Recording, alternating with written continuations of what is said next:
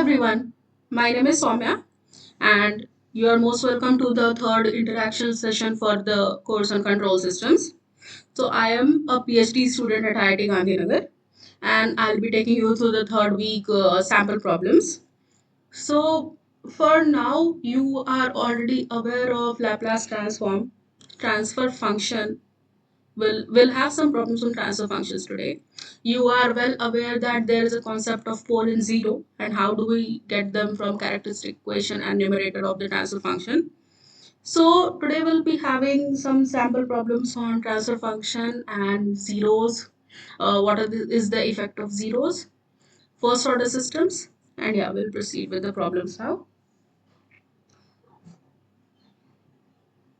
So you should always have the Laplace transform table with you.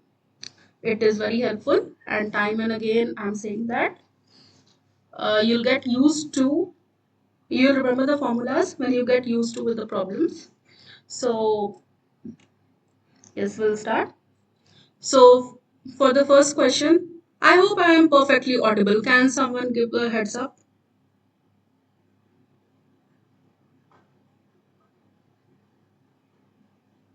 Yes, ma'am. Okay, thank you. So this is a LTI system, linear time invariant system. A linear system and time invariant means that if you check at some other instant of time, let's say sometime in future, there is no issue, you'll get the same response, whichever was present at the current time. So essentially, time does not have any impact on the way the output is going to be plotted.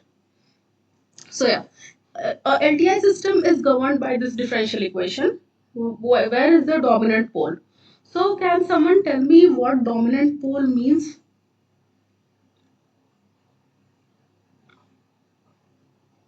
Are you The aware pole of? which is closer, the Yeah. pole which is closer to origin Yeah, is not origin. Essentially, we say the imaginary axis. Origin is yeah. right if you talk about the real axis only, but if it is closer to the imaginary axis, so it is going to be a dominant pole. And it is because the response is going to have a dominance over there. So we'll see that in this problem. So the differential equation given here is uh,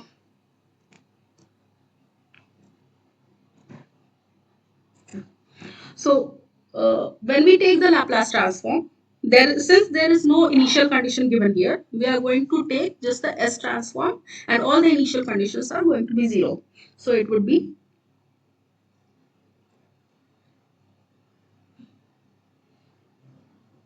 S square ys plus 12s ys plus 20 ys. It would be s us plus 4 us. When you try to arrange the terms, what you'll find is ys upon us is s plus 4 upon s plus 12, s plus 2, s square plus 12s plus 20. So this is the transfer function that you're going to get. Once you have this transfer function, you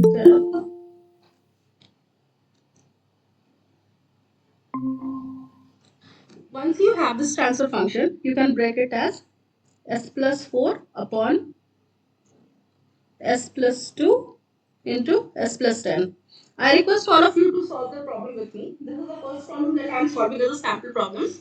As a sample problem, from the next problem you will be telling me the answers. So please be ready with your pen and copy and please solve the questions. So this is a transfer function that you are obtaining. Once you have this transfer function, we want to find out a dominant pole. So can someone tell me what are the poles of the system?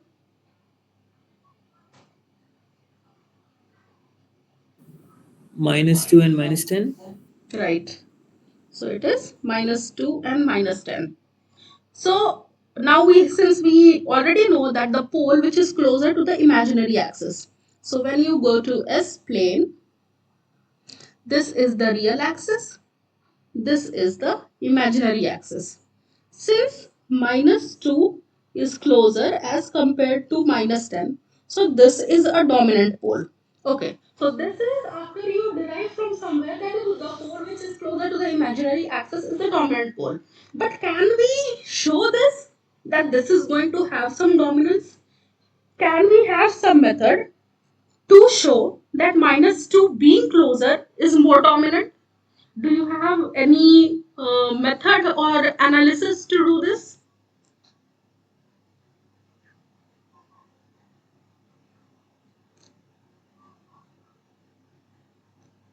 Okay, so I'll tell you how it is done. So,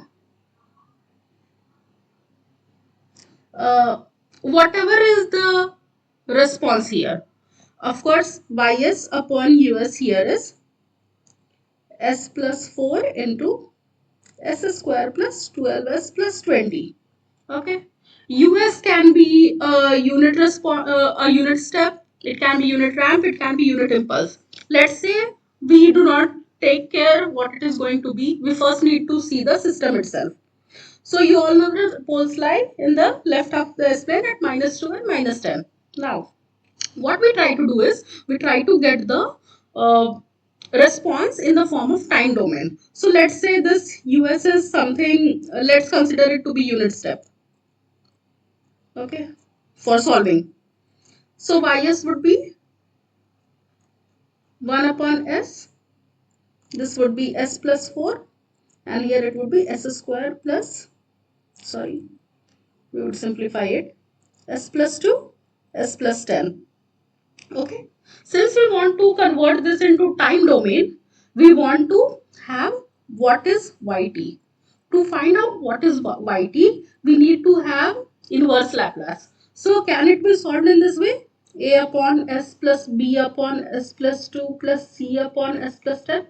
This is the partial fraction method which we have been using since the last two classes. So can someone tell me the value of a, b and c?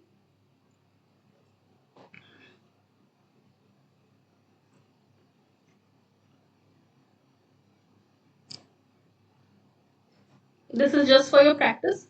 I hope you'll be able to say. And then I want to know the value of yt.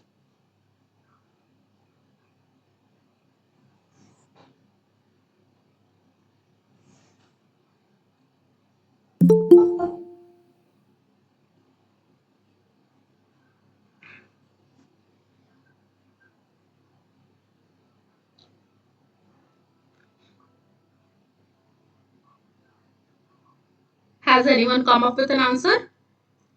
The value of a, b and c?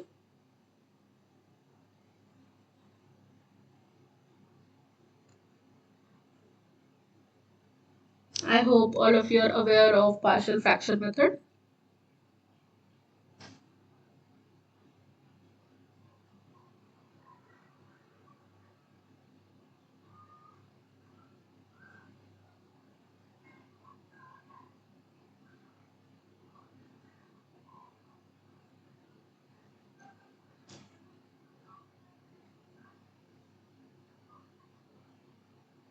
Does everyone know partial fraction method? If you do not know, please tell me. I'll solve this problem. If you have Can some you doubt. solve that one? Sorry? Ma'am, 1 by Can you 5. solve this one? Okay. Okay, I'll solve.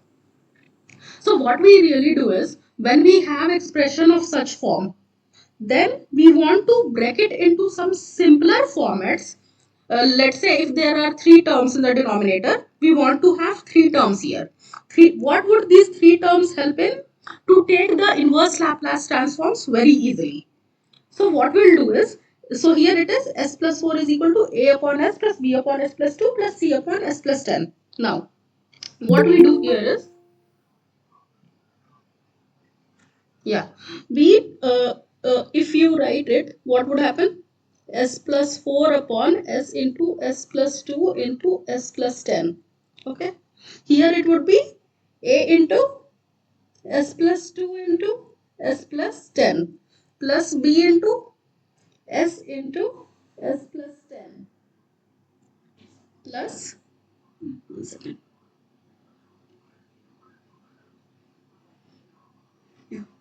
c into s plus 2. You'll get this. upon the same term s into s plus 2 into s plus 10. Denominators cancel out. Now we want to find the value of a, b and c. So s plus 4,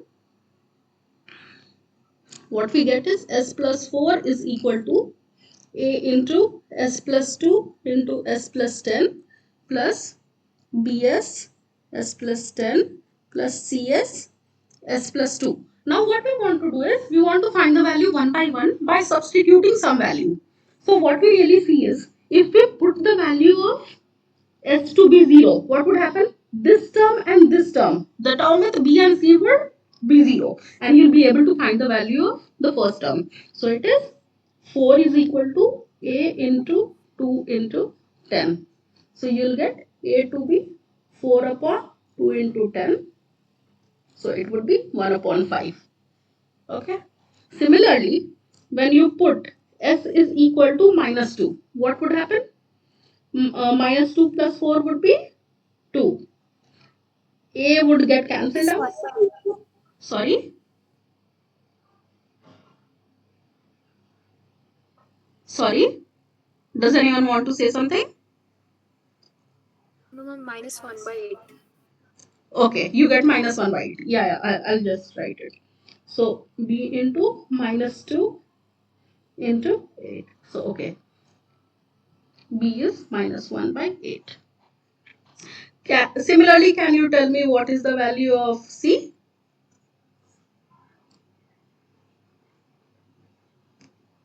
Minus 3 by 40, ma'am.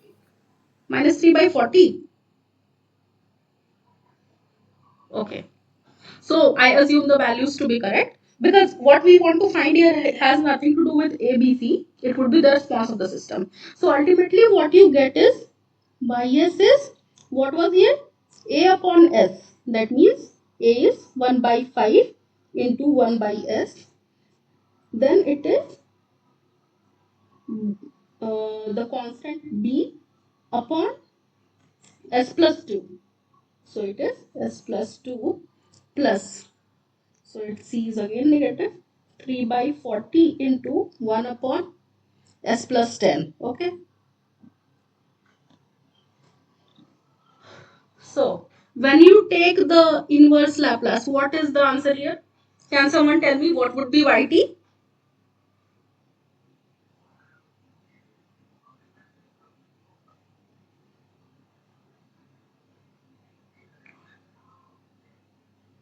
What is the inverse Ma'am, 1 Laplace? Yeah, please.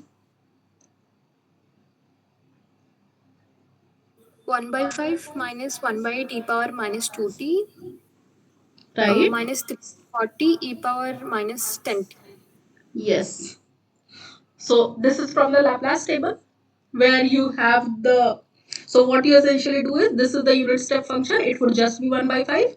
In this case, the pole is at minus 2. So it would be e to the power minus 2t. Here it would be e to the power minus 10t. So this is a response of the system. So how is yt? So you get 1 by 5 for all the time. Then what happens? You get for this term, what happens is you start with 1 by 8. One second.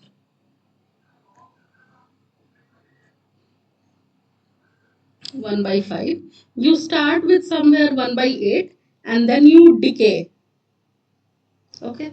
Here what you do is you start with minus 3 by 40 and then you are decaying again. But what happens here is this decay is much faster than this decay.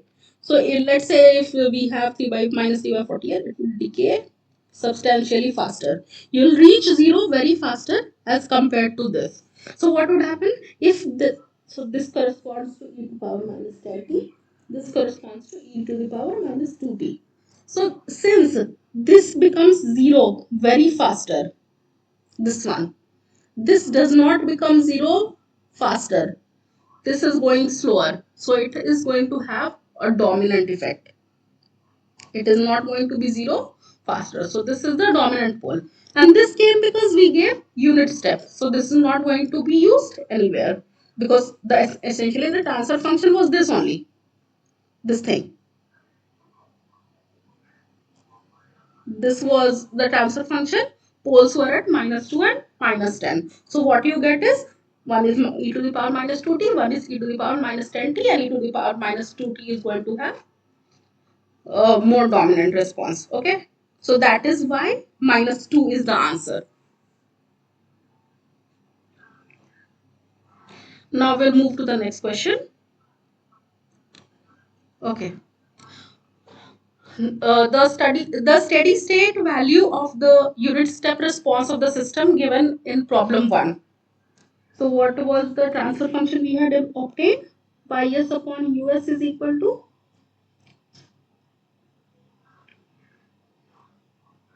s plus 4 upon s plus 4 upon s plus 2 into s plus 10. This is our transfer function.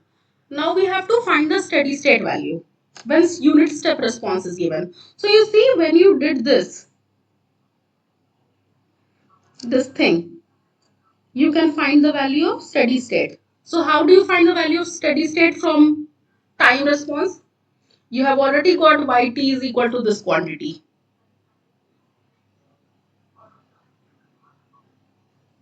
We had done this problem in the last class. So yt is equal to 1 upon 5 minus 1 upon 8 into s plus 2 minus 3 by 40 into 1 upon s plus 10. Sorry. E to the power minus 2t, e to the power minus 10t. How do you find the steady state value? What is the meaning of steady state value?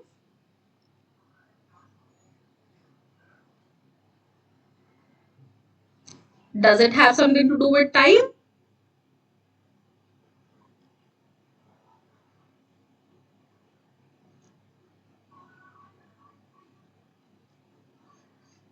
Steady state value means what happens when the system, what happens when time tends to infinity. Means you have given sufficient time to the system to reach to its position at which it wants to either oscillate or be at that position forever, whatever it is. So steady state means t tends to infinity. Now can someone tell me what would be yt when t tends to infinity? 1 by 5. Right. It would be 1 by 5. Why it would be 1 by 5? Because if we put the value of infinity here, then this whole term would become 0. If we put here, this whole term would also become 0 and 1 by 5 would only remain. So this is one of the ways to find what would be the response at time is equal to infinity. Another way of doing this is using the final limit theorem.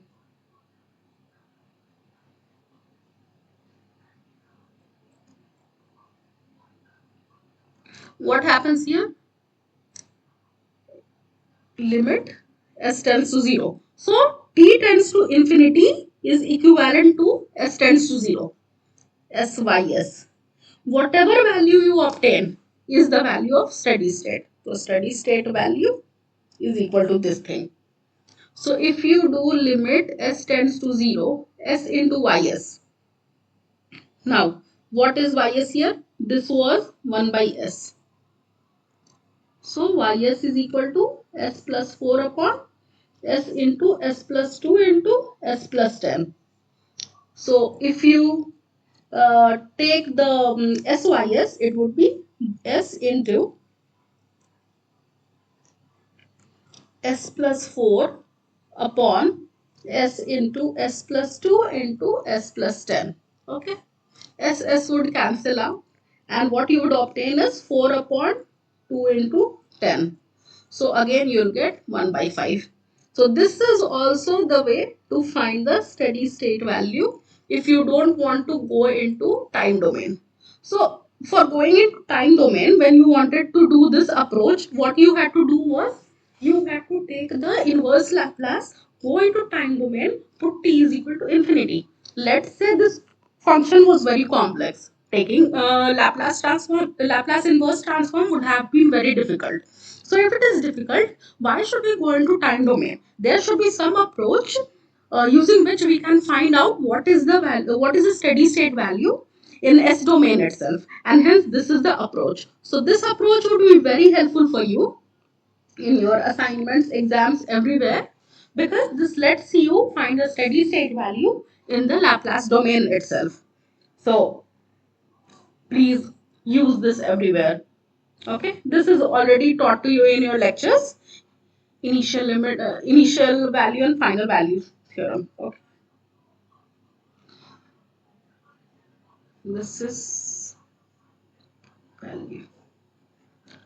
Now, so you have already got the unit step of the response for the system given in this problem 1. The coefficient that multiplies the exponential term whose uh, exponent is dominant. So what was the coefficient of e to the power minus 2t?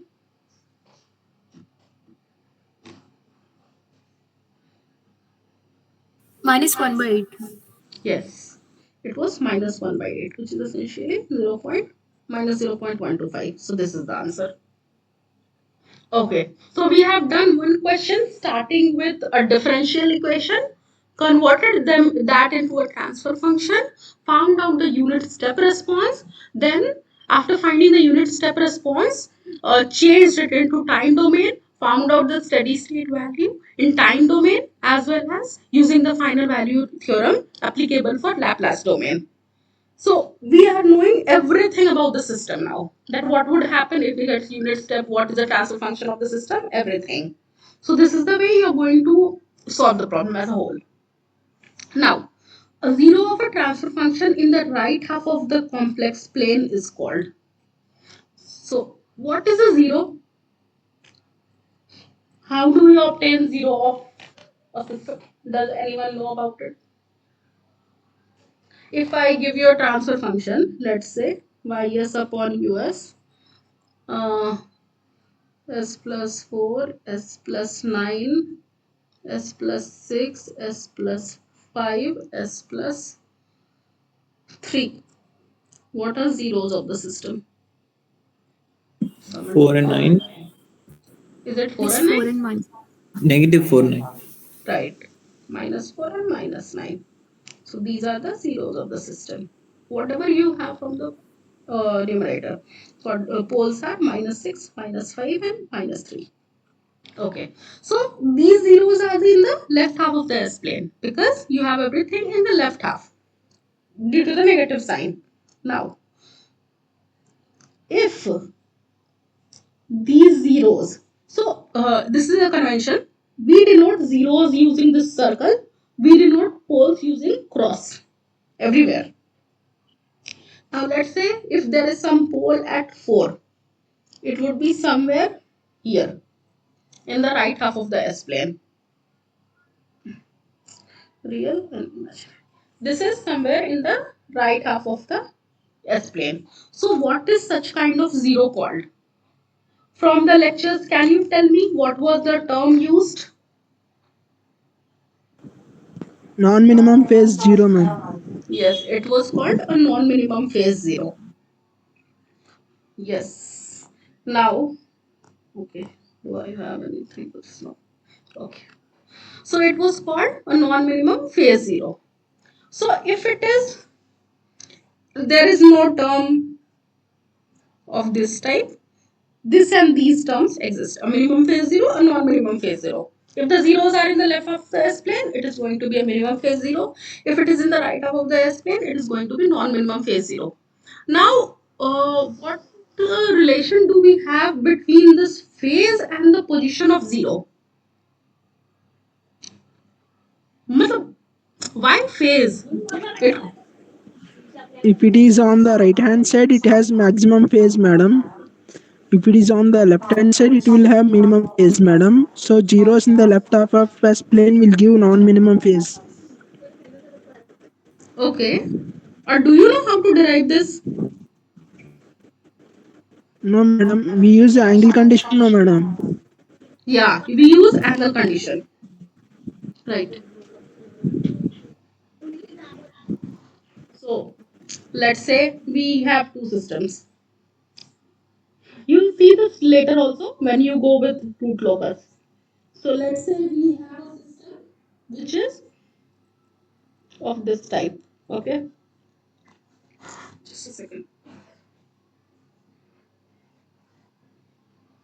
Which is of this type.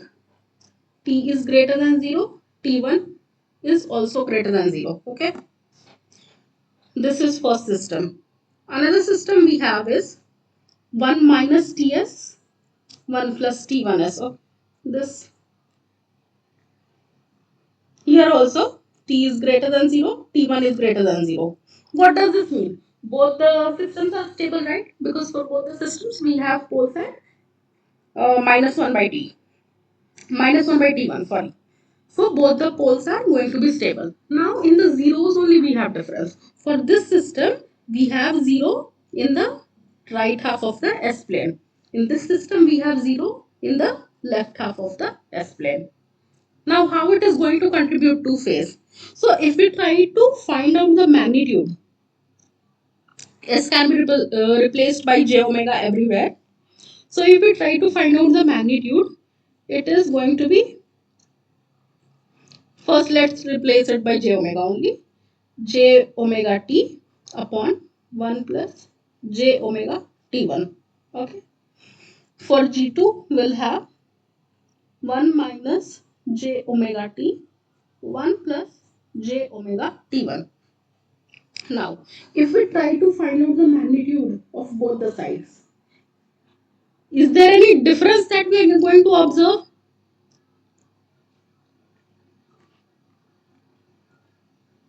Do you think the magnitude for both of these would be different?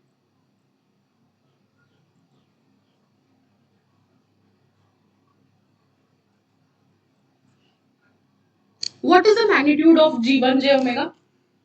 It is just a complex number. You can use your complex theory to answer the question. A plus IB wala concept. So can you tell me what is the what has to be written here? 1 plus omega t whole square. Yes. Omega t whole yeah, omega t whole square you're saying. Okay. So it is going to be omega square t square. And here it is going to be 1 plus omega square t1 square.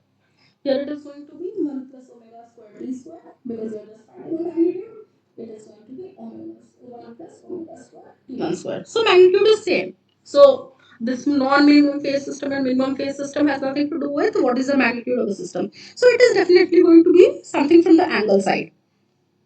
So if we try to find out what is the angle of G1 j omega, what we are going to get is tan inverse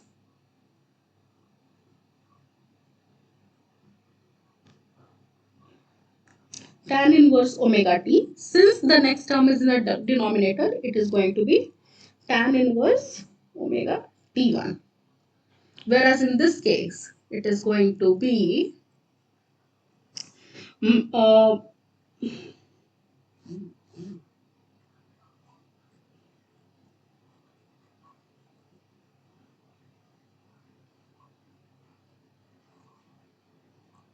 minus tan inverse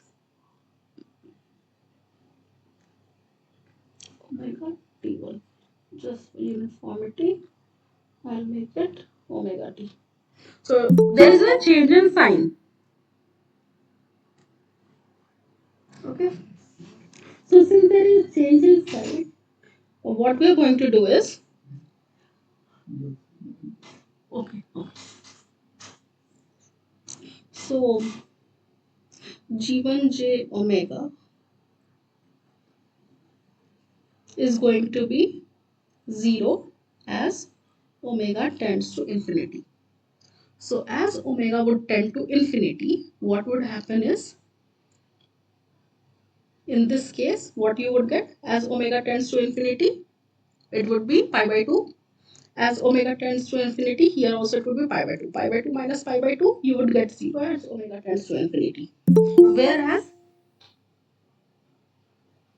here in the second case, it would be this would give you minus pi by 2 phase. This would also give you minus pi by 2 phase as as omega tends to infinity. So as omega tends to infinity, the angle that you're getting is minus pi. That means minus 180 degree. So this is uh, okay. So since the zero here is in the right half of the S plane, it is giving you, sorry, zero here is in the left half of the S plane. It is giving you a minimum phase system. Okay. Whereas in this case, the zero is in the right half of the S plane and it is giving you non-minimum phase, because here you are getting minus 180 degrees, so it is minimum phase. Here you are getting non-minimum phase system. Okay. So this is the reason why we say that if the pole is in the right half of the S plane, it is going to be non-minimum phase system, because of this reason. This is the complete derivation for the thing. Okay, so hope the things are clear to you. If you have any question, you can ask. Else we'll proceed with the next question.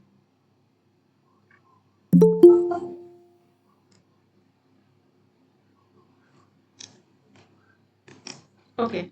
Ma'am, like how you're able to say like it is in the left half or right half of this plane? Okay. Just a second.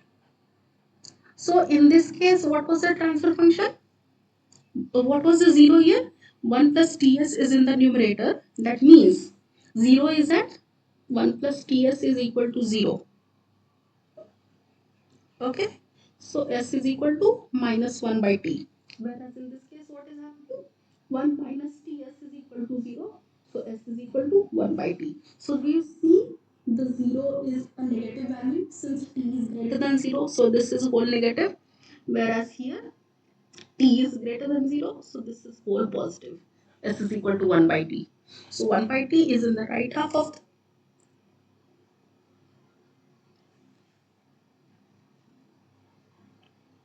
did I do some mistake? You wrote instead of right half of S plane, you wrote LR madam. Yes. Just a second. I wrote this. This should have been opposite.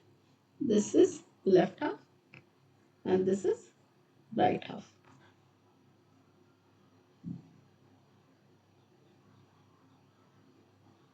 Okay. This was my mistake. And yeah. And since it is 180 minus 180 degree, and since this is 0 degree, so it is minimum phase. The phase is not minimum here in case of 0. That is why the phase is minimum here in case of 0. It is a minimum phase system, and here it is non-minimum phase system. So yeah, this was the concept. Thanks for pointing out that it was left half and right half. Okay. Hello, madam. Yes. Ma'am, 0 and 180 we did not take sign convention, madam. No. Only No. magnitude we will see, Yeah. madam. Yes. 0 is lesser than minus 180, no, madam. No, you are getting some phase here. It is going to be minus 180. Now it just depends on convention that you are how you are getting minus 180. Whereas in this case, there is no phase only in the case of 0. Okay. That means we have to take only between minus 180 to 180, madam. You Madam, should not have it 0. That's it. Okay. If it is going no, to be in madam. If the suppose we have minus 130 degrees and 60 degrees, madam. uh, for 0 you're saying, for if there are two zeros and you have two angles as this one. As minus 130 degrees and 50 degrees, madam. Okay. Once right, madam. Huh. Minus 130 and 50 degrees, madam. 50. Okay. Okay. Then how do we say that which is minimum and which is non-minimum phase So system? if it is both are there in the same system, then it is going to be non-minimum phase system only. If you even get 1 0 in the right half of the S plane, it is going to be a non-minimum phase system. Let other zeros be in the left half of the S planes. अगर एक भी right half में चला गया है, so it is a non-minimum phase system only. No, Okay? madam. If we have minus 130 degrees and 50 degrees, madam, that Yes. 130 degrees can be written in 230 degrees, no, madam. Minus 130 is nothing but 230, no, madam. I'm not getting your question. That minus 130 degrees is also equal to 230 degrees, no, madam. Okay, if you change the sign convention, then you're saying, then also it is Yes, non-minimum ma'am. phase system. Then 50 degrees is minimum, no, madam. Why? It is not taking you to Suppose zero, no? If it should take you to zero, the angle should be zero, in as in this case. If it is not zero, then it is not minimum phase system. okay, sister. Okay? Yes, ma'am. Yeah. Ma'am, which is minimum in 130 degrees and 50 degrees, madam? No, minimum has nothing to do with comparison between the two.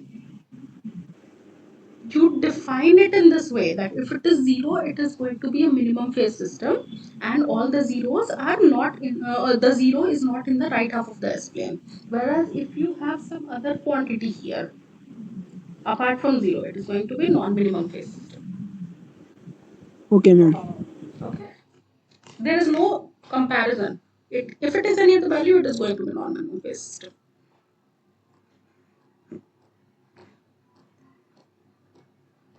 Okay, so yeah, we will proceed with this question. So can someone tell me the Laplace transform of this question of this differential equation?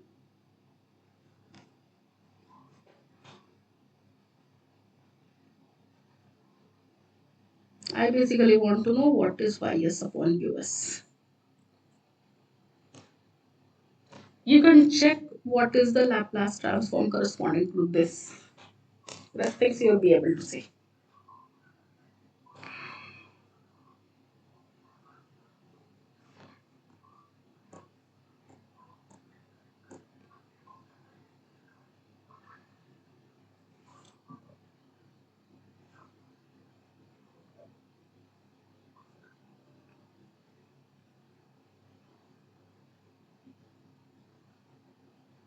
Okay, I'll tell you what is a Laplace transform, and you can see how it comes. Okay.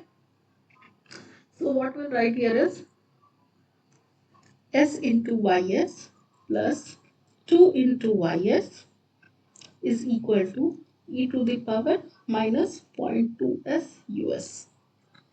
Whatever is the delay in the system, what happens here? When t is equal to 0, when t is equal to 0, this is y dot of 0, this is 2y of 0, this is u of minus 0.2.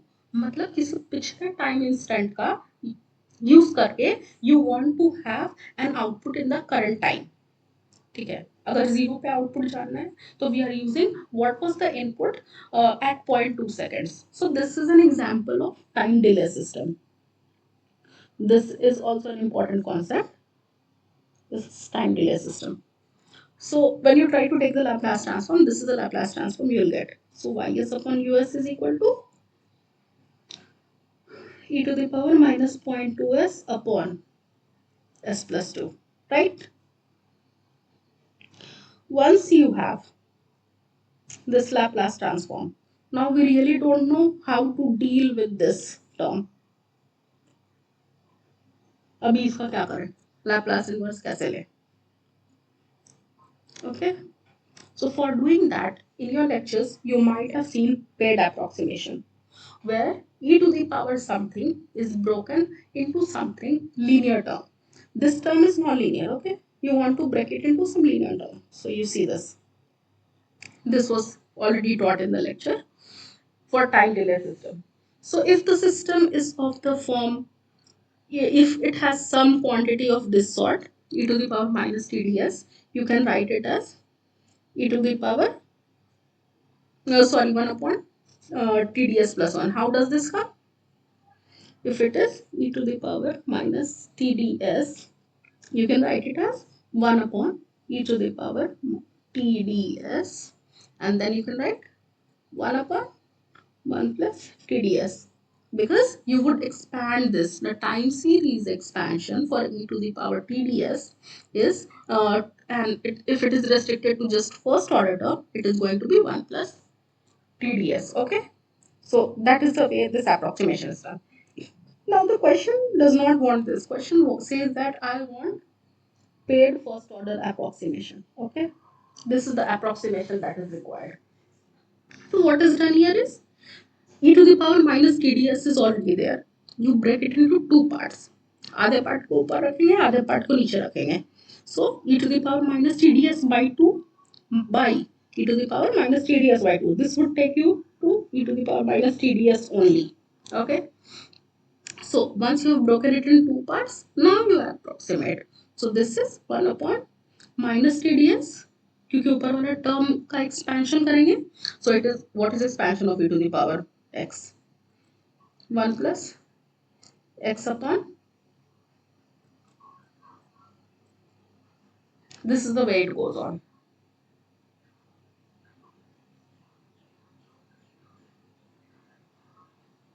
Am I right? Madam, 1 plus x square by 2 Right. factorial, madam.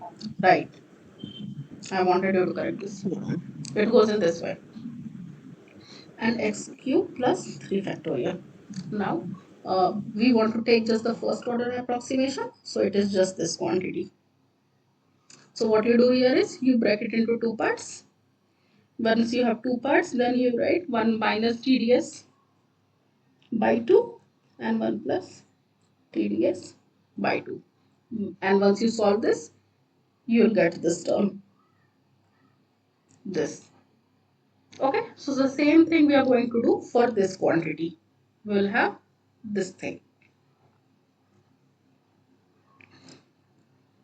So what we'll do is, now ys upon us is equal to this whole term. Then you want to write what is e to the power minus 2s. You can approximate it as 2 minus 0.2s, 2 plus 0.2s. I hope this is clear to everyone. This first order pairs approximation. Once you have done the approximation in this way, then you can write ys upon us to be 1 upon s plus 2, which was already from this term, and then you multiply it with 2 minus 0.2s, 2 plus 0.2s. Okay, so finally you'll get a transfer function. Can you tell me which of the options is correct here? Solving this.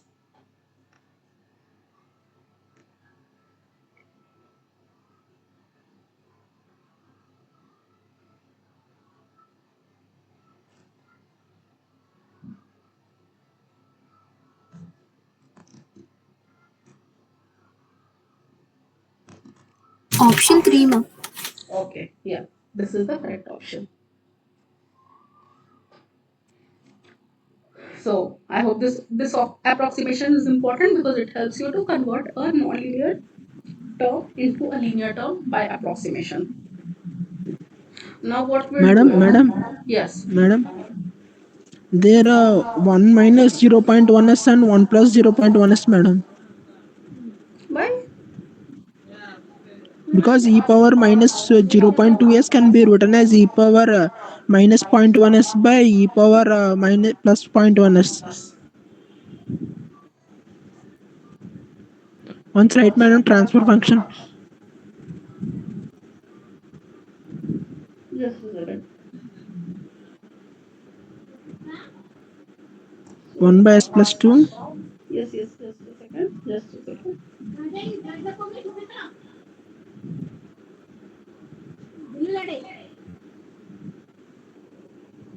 It's going to be 0.1.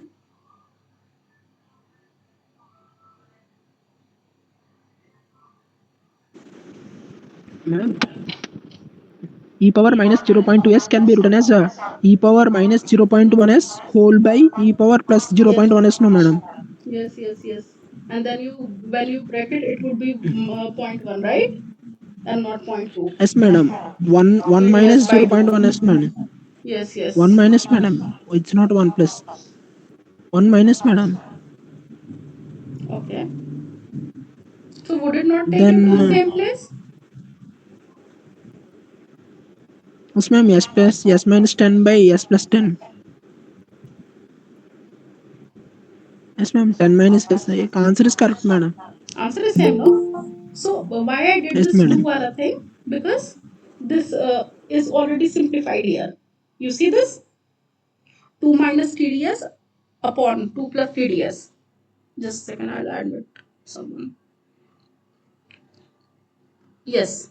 So it is already in simplified form. 2 minus TDS upon 2 plus TDS. So this TDS TD was 0.2. That is why it was written that way. Okay. Got it? What you were saying is this method. This method. And when you simplify this, you will get this thing. And this thing was only written. So if you either you write it this way or I'm sorry. Or you write in 1 plus s plus 2, 2 minus 0.2s, 2 plus 0.2s. Both of them are same. I hope it is clear.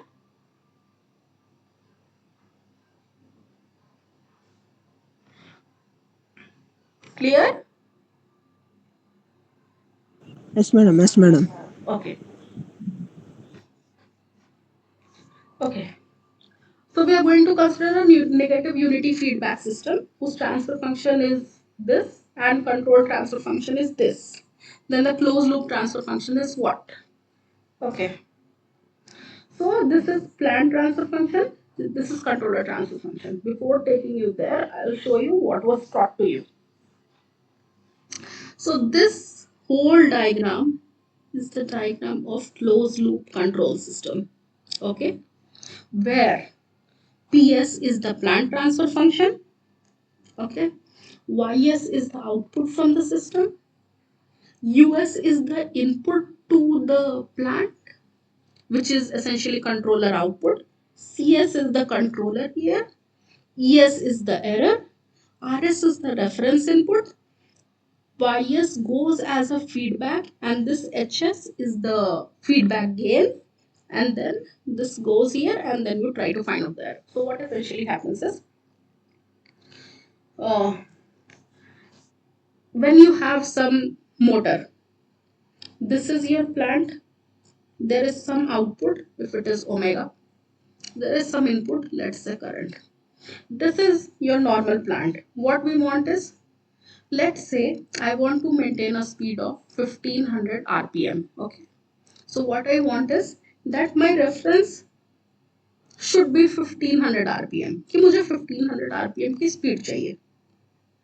What I will do is, let's say the output that I'm getting is not 1500, 1400 only. So what I have to do is, I have to take this, multiply with some feedback and send it here. So यहाँ 1500 है. This is 1400 which is coming here. Let's say this is 1 for now. 1400 is coming here. Whatever you get here is the error between what you desire and what you are getting. Now that error is processed to the controller to generate appropriate value of current, which is provided to the plant to maintain a speed of 1500 rpm. So this is corrected and 1500 rpm is achieved at steady state. This is the way this works. Now what we are going to do is, when this is taught to you, so I hope you understand this derivation. If not, I'll repeat it. So here YS is equal to PS into US. Okay, YS is PS into US. Why? Because PS के पहले US है, PS के बाद YS है. तो YS is the multiplication of input and the plant. This happens everywhere in control system. Whatever is the output is a product of the terms that are coming before it. So here YS is PS into US. Now this PS. How this US can be written? This US can be written as ES into CS. So that's why here US is replaced by ES into CS. So this YS is now PS into CS into ES. Now what we do is ES को क्या लिख सकते हैं? So this is ES here. This ES is RS minus WS. Okay. So that the same thing is done here. Now both of these terms are split. RS वाला term is here. This WS वाला term is here. Now this WS term can be written as YS into HS. So YS into HS is the replacement for this WS term. Okay. Once you get this YS, यहाँ से एक और चीज पता चल रही है कि okay, this whole term is called GS. Whatever is in the forward path, इसको forward path बोलते हैं. This is called feedback path.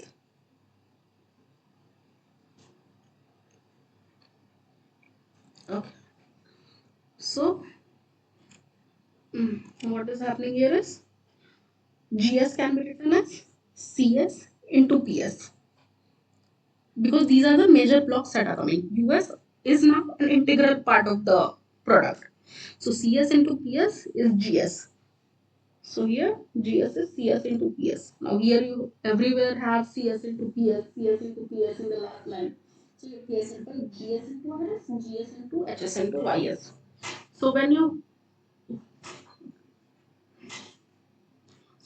try to find out YS upon RS, what you get is GS upon 1 plus GSHS. Okay. So this is the closed loop transfer function.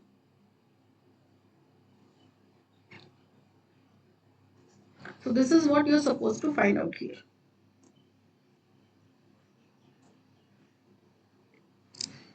So the closed loop transfer function. Since they have written is what? Since they have written that it is a negative unity feedback system, that means HS is going to be 1. So what you're going to have is this controller is S plus 1. Then this plant is 5 upon S square minus 2S. And then this YS is there. Okay.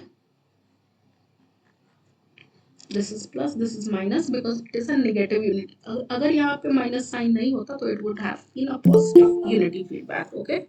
We say that it is a negative क्योंकि यहाँ पे negative है. And this HS here is 1. Okay. Now you take this way. Now, as I said, this is your bias upon RS should be this. Here is your RS. I want to find out closed loop transfer function. If I say that I want to find closed loop transfer function, that is means I want to find YS upon RS, which is GS upon 1 plus GS HS. And what is GS here? Can someone tell me what is GS?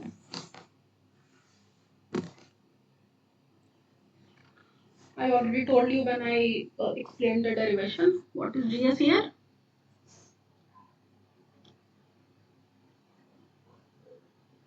So GS was whatever appeared in the forward path. And HS is whatever appears in the feedback path. So GS here is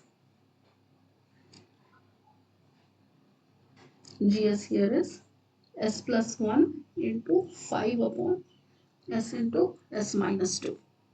And HS you know very well, it is 1. Can you simplify and tell me what would YS upon RS be? Please tell me the answer on solving.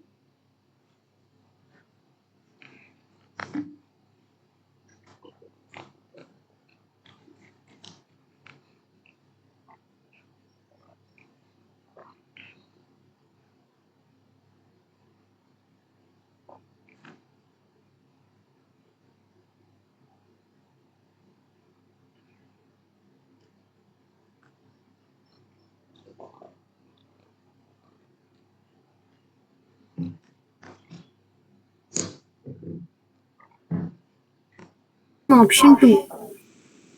Option 2. Okay, yeah, this is correct. So it is just simplification thing. You have to write this s plus 1 into 5 into s minus 2 upon 1 plus s plus 1 into 5 upon s into s minus 2. You'll get this option 2. So this is the closed loop transfer function of the system. So you just have to remember this thing only. Only this is important. Okay. In the next question, what we have is, if one considered unity positive feedback in problem 6 with everything else remaining the same, the corresponding closed loop transfer function would have been what? So you can see here, if this thing was negative here, this part, if this part is negative here, it is called negative unity feedback. If this part is positive, okay, this part is positive, it is called positive unit. And if this is 1, of course, positive unity feedback. Matlab, what feedback you are getting from the output is essentially positive. Okay, so if this were the case, how would the derivations have been? यहाँ पे क्या होता, where it would have gone different? You would have the same ys is equal to ps into us. Same, this condition would have been same. Ys, this is ys is equal to ps into, and this was us, this would have remained same. Difference कहाँ पे आता है? This would have been again written as ps into cs into es. Okay, now this es would have made the things different. So it would have been written as cs into ps, and then it would have been rs plus ws. Here the things would have gone different. So eventually what you would see is, अगर ये plus कर दिया, ये भी plus हो गया, ये भी plus हो गया, if all of these are plus, so from here what you can write is ys upon rs is equal to gs upon 1 minus gs hs. So if there is a positive feedback, okay, this is the transfer function that you're going to obtain with positive feedback. So there is just a change in sign here and nothing else. So considering this is the transfer function which you are supposed to use for this question, can you tell me what is ys upon rs? And it just has to be gs upon 1 minus gs hs. Tell me the answer for this question. It has to be solved in a very similar way, just the sign has to be different. Please let me know.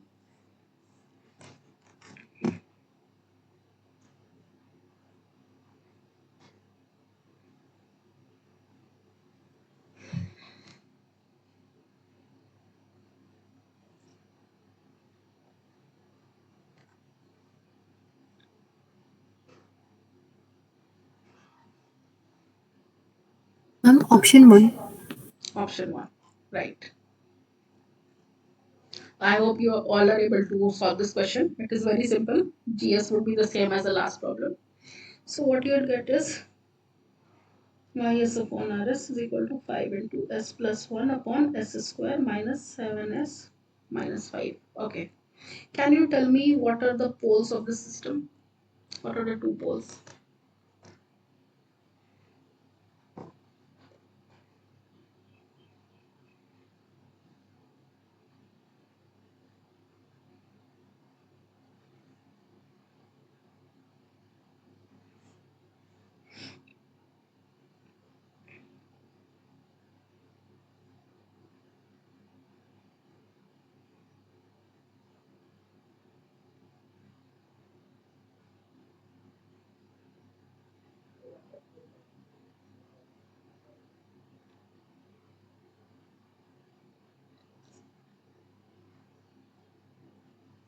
Please tell me what are the poles of the system.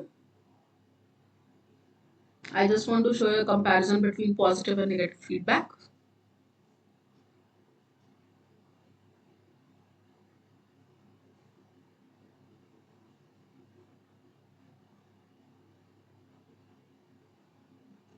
Seven plus root 69 by 2 and 7 minus root 69 by 2. Right. It would be like that. 7 plus root 69 by 2. Okay. It would be some negative value, right? And it would be some positive value. Okay. Whereas when we had this transfer function, when we had solved this and we had got this answer, what are the poles of the system? The poles of the system would have been like minus 5 plus 1.6j minus 1.5 minus 1.6j. So if you compare both the positions, so both of these poles lie in the left half of the S-plane. So if we plot the poles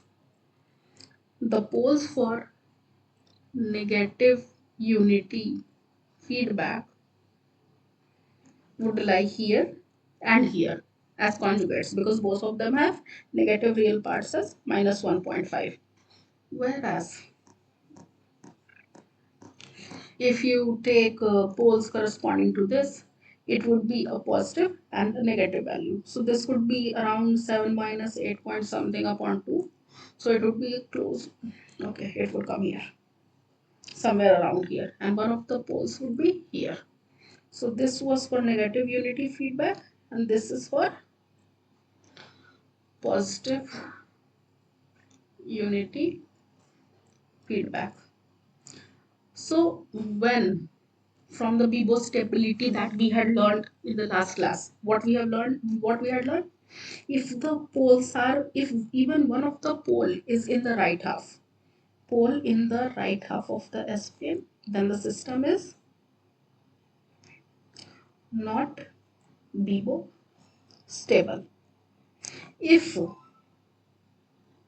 all poles in left half of the S plane, Bibo stable.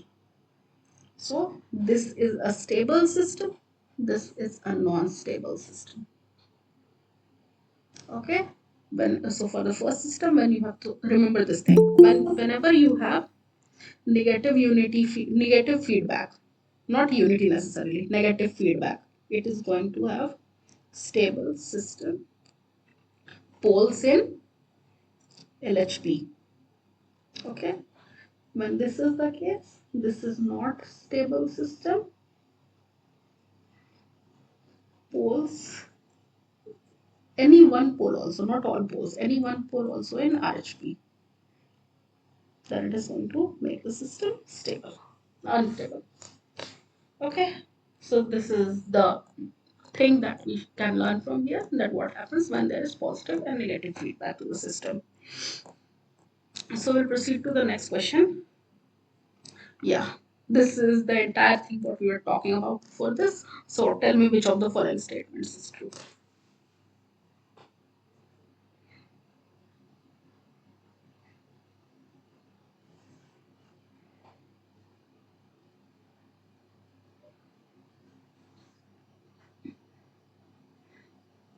Where are the poles with negative feedback? In the left half. Both in left half. Here, one left half, one right half. So tell me, which of them would be stable? You already have learned this Bibo stability and we just saw where are the poles already located. So tell me which of the options is correct.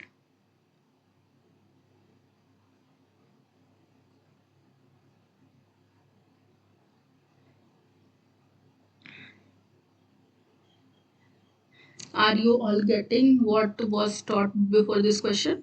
Do you have some question there?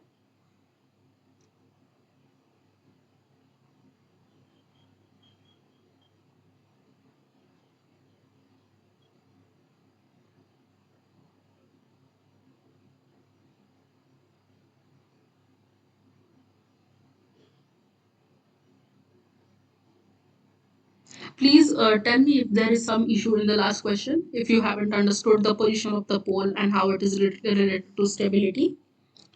This Vivo stability was covered in the last class.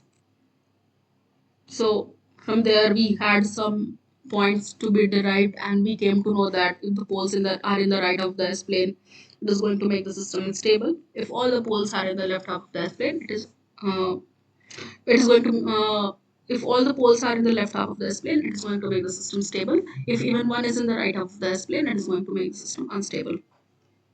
So, okay, I'll tell you. So for problem 6 and 7, the closed loop system that we have already derived, it is stable with negative feedback. Option A is the correct one. It is stable with negative feedback because both are in LHP, and with positive feedback it is unstable because one is in LHP and one is in right half of the SK. Okay, so this is the reason. Okay, okay, open loop transfer function. So what open loop transfer function is? Open loop transfer function is GS into HS. So when you write this US plus minus, this is your ES, okay, then this is your CS, then this is your, sorry, this was RS, this is your US, this is your PS, this is your YS, and then you take this HS. Okay. So this whole term is GS, and this is already HS. So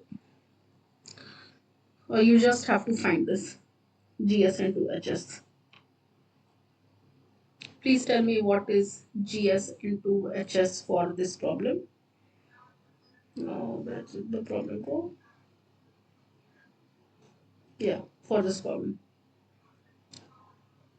Please tell me what is GS into HS. That would be open loop transfer function. What is the answer you're getting?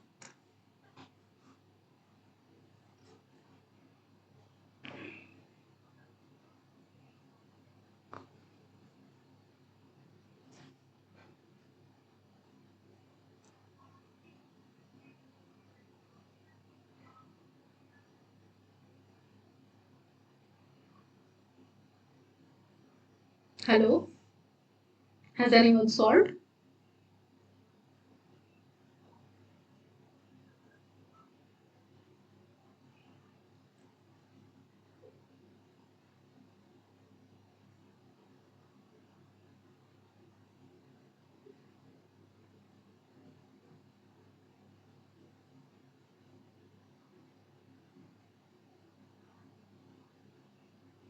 Has anyone got the answer?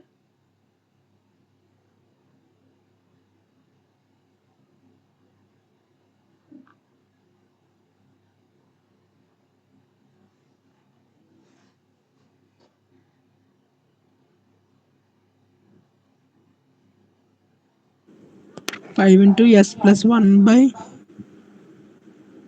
By? S square minus two S. Right. Because you just have to multiply this and this term. HS is already 1, so it would just be 5 into S plus 1 upon S into S minus 2. So this is the answer.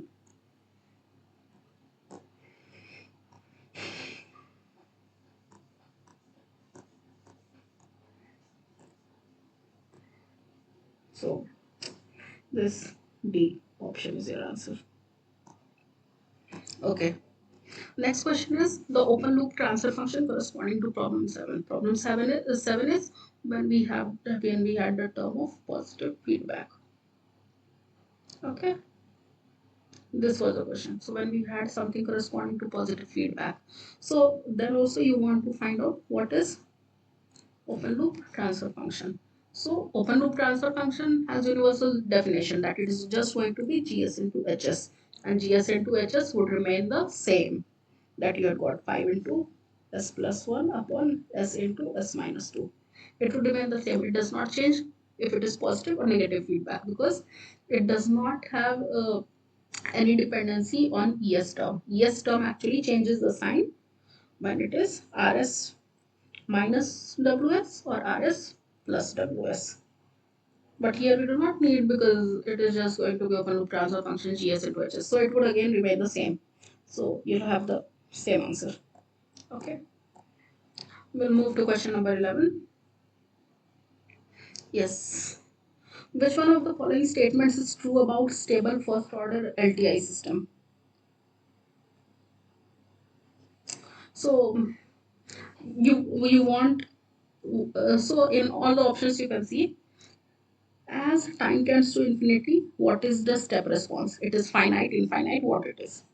As time tends to infinity, the value of unit step response, unit impulse response, and unit ramp response. And one more question is, it has one pole in the left half of the S plane. Okay, so this is asking about first order LTI system. First order LTI system is already covered in your course, and it is in this way, that it is given by the governing equation is of this type: first order differential equation, t into y dot plus yt is equal to ut. So this is the simple equation for a first order system. Transfer function is very simple. You guys already know how to find out a transfer function, right?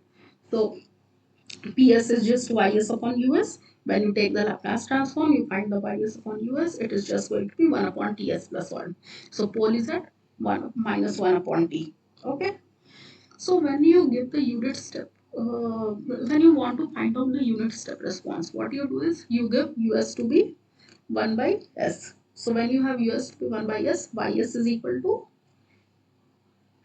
1 upon ts plus 1 into s, because s is only going to be multiplied to the plant transfer function. Then we have again this partial fraction break, and then what we obtain is of this type. So the final response is, so here it was 1 upon s minus 1 upon 1 s plus 1 upon t. So when you try to find out the Laplace transform corresponding to this term, it is going to be 1. When you try to find out a corresponding to this term, it's going to be minus t by t. So as t tends to infinity, yt tends to what? Can someone tell?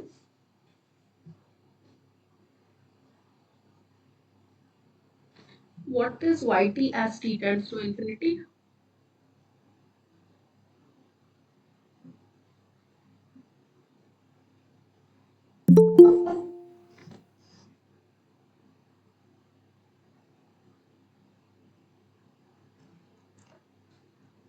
Hello?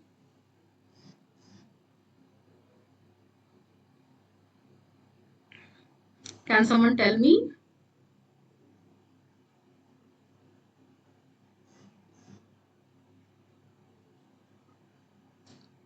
So as t tends to infinity, yt would be 1 minus e to the power minus infinity by t, which would make it 1. So check the first option. The unit step response always converges to 0 as time increases to infinity. This is wrong, because we got yt is minus 1 as t tends to infinity. So we'll check the second option for unit impulse response. Unit impulse response was also covered in the class. So when you have unit impulse response, you get this as the response of the system, because us is just going to be 1. So you're going to have ys is equal to ps into us is 1, so it is going to be ys is equal to ps only, and then you get this. So when you try to find out the response, it is going to be yt is equal to 1 upon t e to the power minus t by t. As t tends to infinity, yt tends to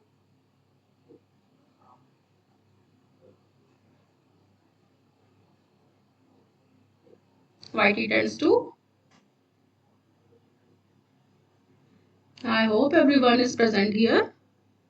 Okay, I'll say yt tends to 1 upon t e to the power minus infinity upon t. So this is 0. Okay. So our second option was the unit impulse response converges asymptotically to a non-zero value as time increases to infinity. But we saw that it is 0 only. So this option is also wrong. Now, the magnitude of unit ramp response. So this is also covered in your lectures. When you write unit ramp response, ut is t. For t we have Laplace transform to be 1 upon s square. So ys is equal to ps upon us, definitely. So us is 1 upon s square into ts plus 1. When you try to find this, what you get is this term. So here it is already written as t tends to infinity by t tends to t minus t. So what happens? As t tends to infinity, yt also tends to infinity. Okay. So what is the third option that we have? The magnitude of unit ramp response tends asymptotically to finite values time increases to infinity. No, it is infinity. It is not a finite value. So this option is also wrong. So the last option is only remaining. It has one pole in the left half of the complex plane. Okay. So what was the first order response equation? This. Okay. It has C. So the pole was minus 1 by t, and t is greater than 0. We assume t to be greater than 0 always. So the pole is in the left half of the S plane. So left half complex plane. Hence this is the correct answer. Okay. This is the way you have to check all the options.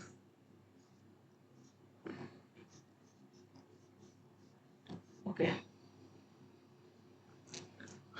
Okay. So at a time instant equal to thrice the time constant. So this t here is the time constant of the system. This we just saw. Okay. Time constant of the system. Okay. So at a time instant equal to thrice the time constant of the stable first order LTI system, the ratio of its unit step response value to the final asymptotic value. Final asymptotic value means t tends to infinity पे क्या value आने वाला है, और ratio of unit step response means okay. So what we'll do here is this is the time constant of the system. So we want to find out it 1 minus e to the power minus 3t upon t, right? 3 time constants. 1 minus e to the power minus 3. Can someone tell me what is the answer here? 1 minus e to the power minus 3.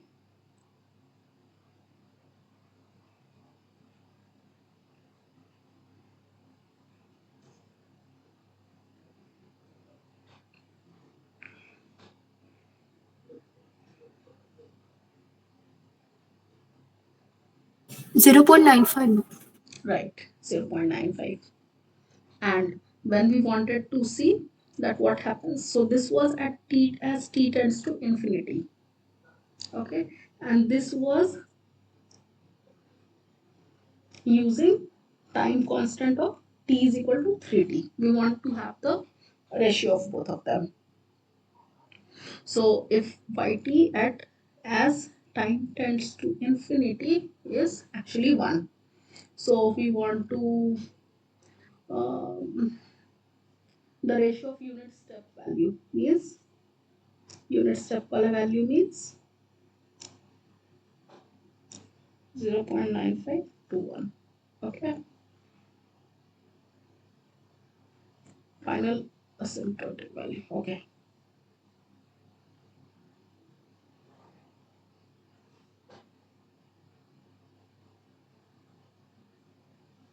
So this is the ratio. इस response का t is equal to infinity पर क्या value होगा versus इस response का t is equal to 3 time constants पे क्या value होगा their ratio. So it is going to be this value. Okay. So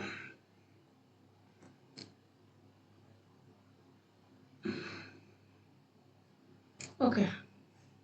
So can someone tell me what would be yt? System का transfer function is already given to you. That means ys upon us is already given to you to be 1 upon s plus 2. It is subjected to a unit step input. Can someone tell me what is yt here?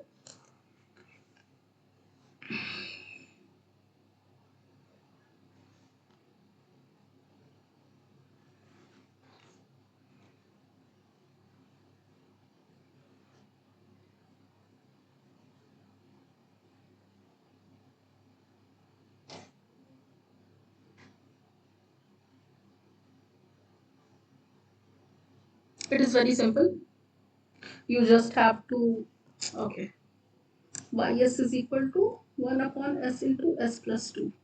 Break it into a upon s plus b upon s plus 2. Now tell me, what is yt?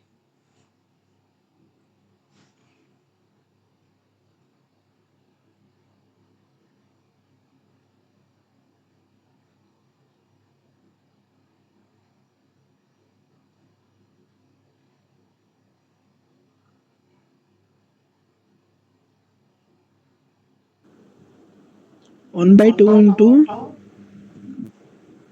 1 by 2 into 1 minus e power minus 2t. okay.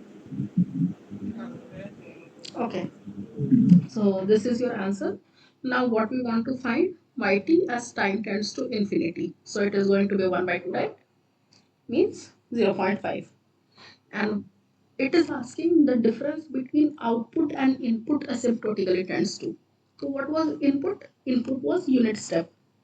At t, this time axis, at t is equal to 0, it goes to 1 and remains 1s forever. So input is asymptotically 1, forever it is going to be 1. Output is going to be 0.5 in the steady state. So the difference would be uh, between the output. So output minus input it is asking. Okay. So it is 0.5 minus 1, which is minus 0.5. So your answer is minus 0.5. Okay. Now, so this is a very simple question. You all have been doing it always. Excuse me.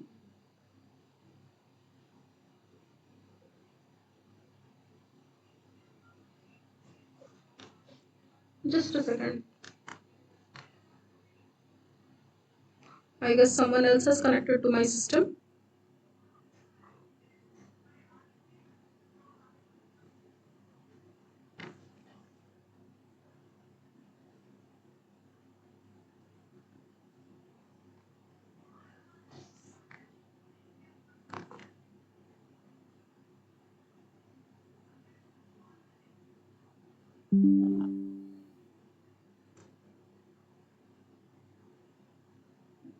Yeah.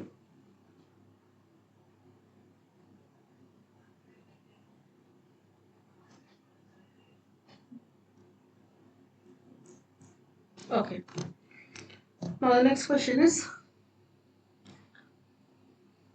yeah, yt is, this is a differential equation. Tell me what is the value of ys upon us, and then tell me what yt is. And you can also find a steady state value using final value theorem. Okay. So what is ys upon us? 4 by s plus 2. Yes, 4 by s plus 2. So it is going to be 4 e to the power minus 2t. Is it? No, no, no, no. Unit step response. You have to put, uh, okay, so yeah, you said it rightly. It is ys upon us. And then I want this ys. Then we have to put this us to be 1 by s. 4 upon s into s plus 2. So what is yt now?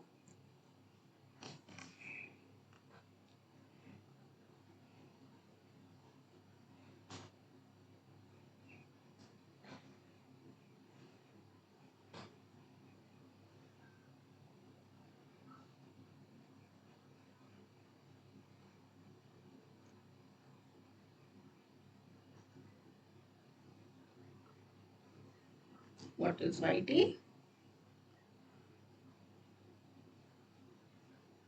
2 into 1 minus e power minus 2t. Good. So this is your value. So as t tends to infinity, yt tends to 2. Yt is equal to 2 actually. Okay. So this is your steady state value. Now if you go using final value theorem, what you would do is limit. So this is steady state value. Limit s tends to 0, s ys. So it would be limit s tends to 0, s into 4 upon s into s plus 2. Cancelling this, you get 4 upon 2 is equal to 2. So this is also one of the ways to solve, and from both the places you get answer to be 2. Okay. Now we are dealing with just the last question. So, my god, who is doing this?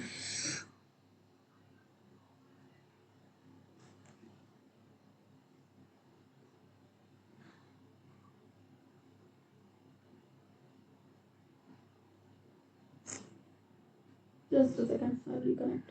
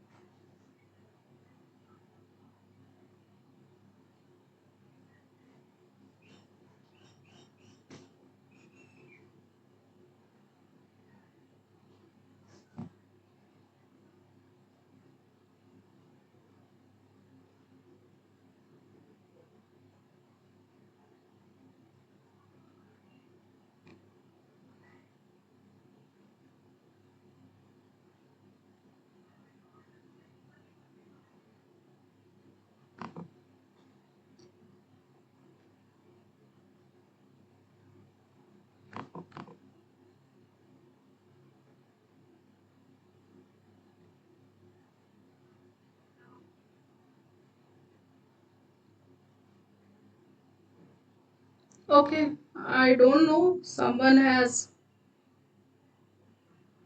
tried to project here, and I'm not getting a tool to disconnect that person.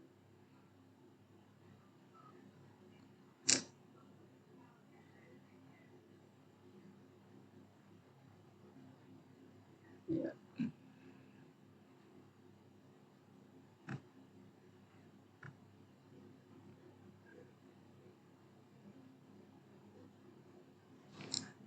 Okay, let it be. I'll just share the last question with you.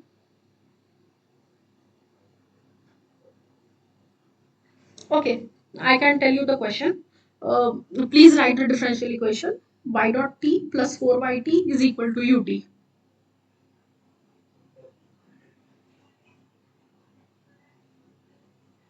I'll change the screen now.